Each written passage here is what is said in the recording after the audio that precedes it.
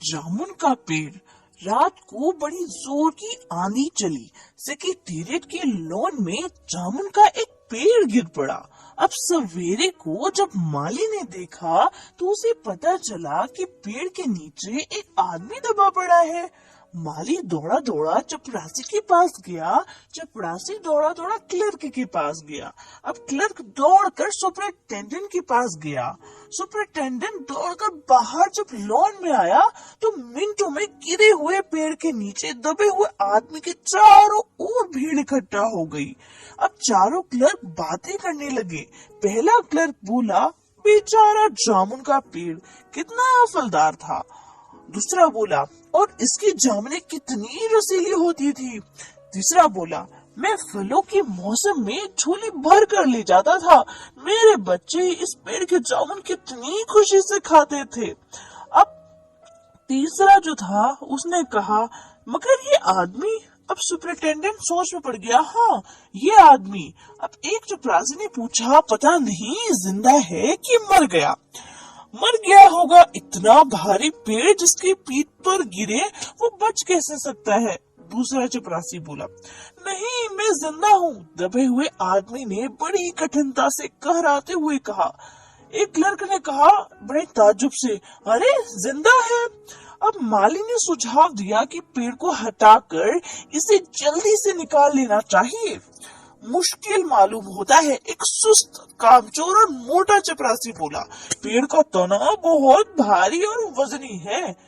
क्या मुश्किल है? माली बोला, अगर सुपरिटेंडेंट साहब हुक्म दे तो अभी 15-20 माली चपरासी क्लर्क लगाकर इस पेड़ के नीचे से दबे हुए आदमी को निकाला जा सकता है। माली ठीक कहता है। एक साथ सारे क्लर्क बोल पड़े, लगाओ जोर, हम तैयार हैं। एक साथ बहुत से लोग पेड़ उठाने को तैयार हो गए। ठहरो ठहरो, सुपरिटेंडेंट बोला, मैं अंडर सेक्रेटरी से तो पूछ लूं। अब सुपरिटेंडेंट अंडर सेक्रेटरी के पास गया। अंडर सेक्रेटरी डिप्टी सेक्रेटरी के पास गया। डिप्टी सेक्रेटरी ज्वाइंट सेक्रेटरी के पास गया और ज्वाइंट सेक्रेटरी चीफ सेक्रेटरी के पास गया। चीफ सेक्रेटरी मिनिस्टर के पास गया। अब मिनिस्टर ने चीफ सेक्रेटरी से कुछ कहा। अब चीफ सेक्रेटरी ने फिर ज्वाइंट सेक्रेटरी से कहा और फिर ये पूरा ऐसे ही सिलसिला चला। अब फाइल चलती रही और इसी में आधा दिन बीत गया। अब दोपहर के खाने का टाइम हुआ तो दबे आदमी के चारों ओर बहुत ढेर सारी भीड़ इकट्ठा हो गई। अब लोग तरह तरह की बातें कर रहे थे। कुछ मंचले क्लर्कों ने इस समस्या को खुद ही सुलझाना चाहा।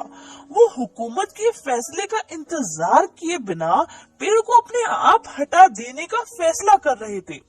इतने में सुपरिटेंडेंट फाइल लिए भागा भागा आया। बोला, अरे हम लोग खुद इस पेड़ को नहीं हटा सकते। हम लोग व्यापार विभाग से संबंधित है और ये पेड़ की समस्या है जो कि कृषि विभाग के अंदर आता है। अब मैं इस फाइल को अर्जेंट मार्क करके कृषि विभाग में भेज रहा हूँ। वहाँ से जवाब आते ही इस पेड़ को हटवा दिया जाएगा। अब दूसरे दिन कृषि विभाग से जवाब आया कि जो पेड़ है वो व्यापार विभाग के लॉन में गिरा है, इसलिए इस पेड़ को हटवाना या ना हटवाने की जिम्मेदारी व्यापार विभाग पर पड़ती है। अब ये जवाब पढ़कर व्यापार विभाग को गुस्सा आ गया। उन्होंने फौरन लिखा कि पेड़ों को हटवाने या न हटवाने की जिम्मेदारी कृषि विभाग पर लागू होती है। व्यापार विभाग का इससे कोई संबंध नहीं है। दूसरे दिन भी फाइल चलती रही। शाम को जवाब आ गया। हम इस मामले को हॉर्टिकल्चर डिपार्टमेंट के हवाले कर रहे हैं क्योंकि ये एक फलदार पेड़ का मामला है और एग्रीकल्चर डिपार्टमेंट अनाज और खेती बाड़ी के मामले में फैसला करने का हकदार है। जामुन का पेड़ क्योंकि एक फलदार पेड़ है इसलिए ये पेड़ हॉर्टिकल्चर डिपार्टमेंट के अंदर आता है। अब रात को माली ने दबे हुए आदमी को दाल भात खिलाया जबकि उसके चारों तरफ पुलिस का पहरा था कि कहीं लोग कानून को अपने हाथ में लेकर पेड़ को खुद से हटवाने की कोशिश ना करें। मगर एक पुलिस कांस्टेबल को दया आ गई और उसने उस माली को दबे हुए आदमी को खाना खिलाने की इजाजत दे दी। अब माली ने दबे हुए आदमी से कहा, तुम्हारी फाइल चल रही है, उम्मीद है कल तक फैसला हो जाएगा। अब दबा हुआ आदमी कुछ नहीं बोला। माली ने पेड़ के तने को ध्यान से देखकर कहा, अच्छा हुआ कि तना तुम्हारे कूल्हे पर गिरा, अगर कमर पर गिरता तो रीढ़ की हड्डी टूट जाती। दबा हुआ आदमी फिर भी कुछ नहीं बोला। माली ने फिर कहा, तुम्हारा यहाँ कोई वारिस है तो मुझे उसका अता पता बताओ, मैं उन्हें खबर देने की कोशिश करूंगा। अब दबा हुआ आदमी ने बड़ी मुश्किल से कहा, मैं लावारिस हूँ। माली को काफी बुरा लगा और वो वहाँ से हट गया। तीसरे दिन हॉर्टिकल्चर डिपार्टमेंट से जवाब आ गया। बड़ा कड़ा जवाब था। हॉर्टिकल्चर डिपार्टमेंट के सेक्रेटरी जो थे साहित्य प्रेमी आदमी थे। उसने लिखा था, आश्चर्य है, हैरानी की बात है कि इस समय जब हम पेड़ लगाओ स्कीम को ऊंचे स्तर पर चला रहे हैं, हमारे देश में ऐसे सरकारी अफसर मौजूद हैं जो पेड़ों को काटने का सुझाव देते हैं, और वो भी एक फलदार पेड़, और वो भी जामुन का पेड़ जिसके फल जनता बड़ी चाव से खाती है। हमारा विभाग किसी हालत में इस फलदार पेड़ को काटने की इजाजत नहीं दे सकता। अरे अब क्या किया जाए? इस पर एक मंचले ने कहा, अगर पेड़ काटा नहीं जा सकता तो इस आदमी को ही काट कर निकाल लिया जाए। अरे ये देखिए, उस आदमी ने इशारे से बताया। अरे अगर हम इस आदमी को ठीक बीच से यानी धड़ से काट दिया जाए इस आदमी को, तो आधा आदमी इधर से निकल आएगा और आधा आदमी उधर से बाहर आ जाएगा और पेड़ वहीं का वहीं रहेगा। मगर इस तरह तो मैं मर जाऊंगा। दबे हुए आदमी ने गुस्सा करते हुए कहा। एक क्लर्क बोला, ये भी ठीक कहता है। अब वो आदमी जिसने ये सुझाव दिया था, वो अपने बात का मनाने के लिए वो कुछ कहने लगा। अरे आप नहीं जानते, आजकल प्लास्टिक सर्जरी कितनी उन्नति, कितनी तरक्की कर चुकी है। मैं तो समझता हूँ कि अगर इस आदमी को बीच में से काट कर निकाल लिया जाए तो प्लास्टिक सर्जरी से धड़ की जगह पे इस आदमी को फिर से जोड़ा जा सकता है।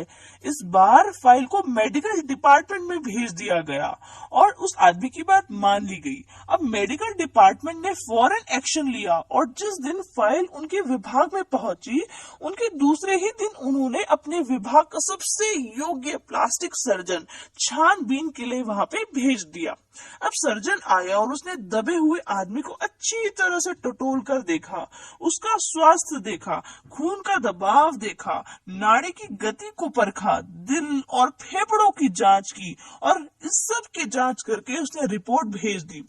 और इस आदमी का प्लास्टिक ऑपरेशन तो हो सकता है और ऑपरेशन सफल भी होगा, मगर ये आदमी मर जाएगा, इसलिए ये फैसला भी रद्द कर दिया गया। अब रात को माली ने दबे हुए आदमी के मुंह में खिचड़ी डालते हुए उसे बताया कि अब मामला ऊपर चला गया है। सुना है कि कल सेक्रेटेरिएट ने सारे सेक्रेटरियों को मीटिंग के लिए बुलाया है, उससे तुम्हारा केस उन सब के सामने रखा जाएगा। उम्मीद है कि ये सब काम ठीक हो जाएगा। अब दबा हुआ आदमी एक आह भर के धीरे से बोला, ये तो माना कि तगाफुल ना करेंगे, लेकिन खाक हो जाएंगे हम, तुमको खबर तक नहीं होगी। माली ने अचंभे से मुंह में उंगलियां दबा ली और चकित भाव से बोला, अरे क्या तुम शायर हो? दबे हुए आदमी ने धीरे से सिर हिला दिया। अब दूसरे दिन माली ने चपरासी को बताया, चपरासी ने क्लर्क को बताया, क्लर्क ने हेड क्लर्क को, और थोड़ी ही देर में सेक्रेटेरिएट में ये अफवाह फैल गई कि ये दबा हुआ आदमी तो शायर है। बस फिर क्या था, लोगों का झुंड शायर को देखने के लिए उमड़ पड़ा। इसकी चर्चा शहर में भी फैल गई और शाम तक गली गली से शायर जमा होना शुरू हो गए। सेक्रेटेरिएट का लॉन अलग अलग कवियों से भर गया और दबे हुए आदमी के चारों ओर कवि सम्मेलन के जैसा वातावरण उत्पन्न हो गया। अब सेक्रेटेरिएट ने कि कई क्लर्क और अंडर सेक्रेटरी जिन्हें साहित्य और कविता से लगाव था, वो रुक गए। कुछ शायर दबे हुए आदमी को अपनी कविताएं और दोहे सुनाने लगे। कई क्लर्क अपनी कविताओं पर आलोचना करने को मजबूर करने लगे। जब ये बात पता चला कि दबा हुआ आदमी एक कवि है, तो सेक्रेटेरिएट की सभी कमेटी ने फैसला किया कि क्योंकि आदमी जो दबा हुआ आदमी है एक कवि है, इसलिए इस फाइल का संबंध ना तो एग्रीकल्चर डिपार्टमेंट से है, ना हॉर्टिकल्चर डिपार्टमेंट से है, बल्कि सिर्फ कल्चरल डिपार्टमेंट से है। कल्चरल डिपार्टमेंट से अनुरोध किया गया कि जल्द से जल्द मामले का फैसला करके इस बेचारे कवि को इस फलदार पेड़ से छुटकारा दिलाया जाए। अब फाइल कल्चरल डिपार्टमेंट के अनेक अलग विभागों से गुजरती हुई साहित्य अकादमी के सेक्रेटरी के पास पहुंची। बेचारा सेक्रेटरी उसी समय अपनी गाड़ी में सवार होकर सेक्रेटेरिएट ऑफिस पहुंचा और दबे हुए आदमी से इंटरव्यू लेने लगा। तुम कवि हो? उसने पूछा। जी हाँ, दबे हुए आदमी ने जवाब दिया। अच्छा, तो तुम्हारे किस उपनाम से तुम शोभित हो? ओस। ओस? सेक्रेटरी ने जोर से चीखा। क्या तुम वही ओस हो जिसके गद्य संग्रह ओस के फूल अभी हाल ही में पब्लिश हुई है? दबे हुए कवि ने हंसकर सिर हिलाया। क्या तुम हमारे अकादमी के मेंबर हो? सेक्रेटरी ने पूछा। नहीं। आश्चर्य है। अब जो सेक्रेटरी था इतनी जोर से चीखा कि इतना बड़ा कवि, ओस के फूल का लेखक हमारी अकादमी का मेंबर नहीं है। उफ, कैसी भूल हो गई हमसे। इतना बड़ा कवि और कैसी अंधेरी गुमनामी में दबा पड़ा है। गुमनामी में नहीं, एक पेड़ के नीचे दबा पड़ा हूँ। कृपया मुझे इस पेड़ के नीचे से निकालिए, उस दबे हुए आदमी ने कहा। अरे, सेक्रेटरीट बोला, अरे अभी बंदोबस्त करता हूँ। और सेक्रेटरीट ने फौरन उसे अपने विभाग में रिपोर्ट की। अब दूसरे दिन सेक्रेटरी भागा भागा कवि के पास आया और बोला, मुबारक हो, मिठाई खिलाओ, हमारी सरकारी साहित्य अकादमी ने तुम्हें अपने केंद्रीय शाखा का मेंबर चुन लिया है और ये लो चुनाव पत्र, अब तुम सेंट्रल शाखा में के मेंबर बन गए हो। मगर मुझे इस पेड़ के नीचे से तो निकालो, उस दबे हुए आदमी ने कहरा कर कहा। उसकी सांस बड़ी मुश्किल से चल रही थी। उसकी आंखों से मालूम होता कि वो बहुत ही ज्यादा पीड़ा में, बहुत दुख और तकलीफ में पड़ा है। सेक्रेटरी बोला, ये हम नहीं कर सकते, और जो हम कर सकते थे वो हमने कर दिया है। बल्कि हम तो यहाँ तक कर सकते हैं कि अगर तुम मर जाओ तो तुम्हारी बीवी को वजीफा दे सकते हैं। अगर तुम दरख्वास्त दो तो हम वो भी अभी कर देंगे। अरे मैं जीवित हूँ, मुझे जिंदा रखो, मुझे बचाने की कोशिश करो, इस पेड़ को काटो, कवि ने रुक रुक कर बोला। सरकारी साहित्य अकादमी का सेक्रेटरी हाथ मलते हुए बोला, मुसीबत ये है कि हमारा विभाग सिर्फ कल्चर से संबंधित है। पेड़ काटने का मामला कलम दावत से नहीं, आरे कुल्हाड़ी से संबंधित है। उसके लिए हमने फॉरेस्ट डिपार्टमेंट को लिख दिया है और अर्जेंट लिखा है। अब शाम को माली ने आकर उस दबे हुए आदमी को बताया, कल फॉरेस्ट डिपार्टमेंट के आदमी आकर इस पेड़ को काट देंगे और तुम्हारी जान बच जाएगी। माली बहुत खुश था। दबे हुए आदमी का स्वास्थ्य लेकिन जवाब दे रहा था, उसकी हालत ठीक नहीं थी, मगर वो किसी न किसी तरह अपने जीवन के लिए, अपनी जिंदगी के लिए लड़े चाह रहा था। कल सवेरे तक किसी न किसी तरह उसे जिंदा रहना है। दूसरे दिन जब फॉरेस्ट डिपार्टमेंट के आदमी आरे कुल्हाड़ा लेकर पहुंचे तो उनका पेड़ काटने से उन्हें रोक दिया गया। अब मालूम ये हुआ कि विदेश विभाग से हुक्म आया है कि इस पेड़ को ना काटा जाए। अब कारण ये था कि इस पेड़ को 10 साल पहले पिटोनिया राज्य के प्रधानमंत्री ने सेक्रेटेरिएट के लॉन में खुद लगाया था। अब अगर ये पेड़ काटा गया तो इस बात का काफी अंदेशा था कि पिटोनिया सरकार से हमारा संबंध हमेशा के लिए बिगड़ जाएगा। मगर एक आदमी की जान का सवाल है, एक क्लर्क चिल्लाया। दूसरा क्लर्क बोला, दूसरी ओर 2 राज्यों के संबंध का सवाल है। और ये भी तो समझो कि पिटोनिया सरकार हमारे राज्य को कितनी सहायता, कितनी मदद देती है। क्या हम उनकी फ्रेंडशिप, मित्रता की खातिर एक आदमी का जीवन भी बलिदान नहीं कर सकते? कवि को मर जाना चाहिए। अंडर सेक्रेटरी ने सुपरिटेंडेंट को बताया कि आज सवेरे प्रधानमंत्री दौरे से वापस आ गए हैं। आज 4 बजे विदेश विभाग इस पेड़ की फाइल उनके सामने पेश करेगा और जो फैसला देंगे प्रधानमंत्री वही सबको स्वीकार होगा। अब शाम के 5 बजे खुद सुपरिटेंडेंट कवि की फाइल लेकर उनके पास आया। सुनते हो, आते ही वे खुशी से फाइल को हिलाते हुए चिल्लाया, प्रधानमंत्री ने इस पेड़ को काटने का हुक्म दे दिया है और इस घटना की सारी अंतर्राष्ट्रीय जिम्मेदारी उन्होंने अपने सर ले ली है। कल ये पेड़ काट दिया जाएगा और तुम इस संकट से छुटकारा हासिल कर लोगे। सुनते हो, आज तुम्हारी फाइल पूर्ण हो गई। मगर कवि ने कोई जवाब नहीं दिया। कवि का हाथ ठंडा था, आंखों की पुतलियां निर्जीव और चींटियों की एक लंबी कतार उसके मुंह में जा रही थी।